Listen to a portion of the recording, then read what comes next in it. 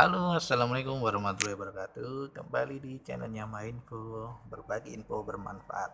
Pagi ini hari Senin, ini semangat kerja ya guys. Di pagi hari ini kita akan membagikan gimana sih cara mencetak atau ngeprint menggunakan print Epson LX310 atau print dengan dot matrix. Ya. Pertama-tama gampang banget, kita nyalakan tombol on off nya. Nah, kalau sudah bunyi gini berarti ini print sudah ready ya, sudah siap. Baru setelah itu kita buka filenya yang akan kita cetak. Nah, di sini udah ada contohnya. Kita blok ya guys. Kemudian setelah kita blok, kita klik back layout, set print area. Ini untuk mengeset atau menyeting data yang akan kita cetak atau daerah yang akan kita cetak. Kemudian setelah itu kita siapkan kertasnya seperti ini guys, kertasnya. Nah, kita sebelum mencetak pastikan ini kertasnya ada di balik dengan kita beri tanda seperti ini.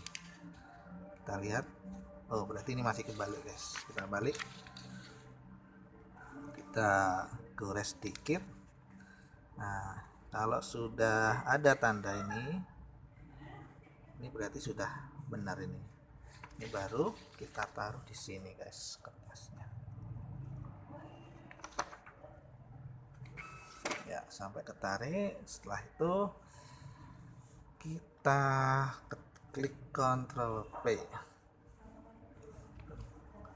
Ctrl P, kemudian kita preview dulu. Kita lihat di situ settingannya sudah benar. Nah, kalau sudah benar, baru klik print. Ya, kita lihat apakah sudah berjalan.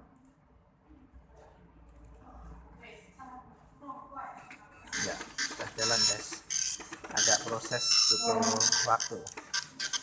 Ini kita tunggu proses berjalannya. Cukup cepat untuk print dot matrix.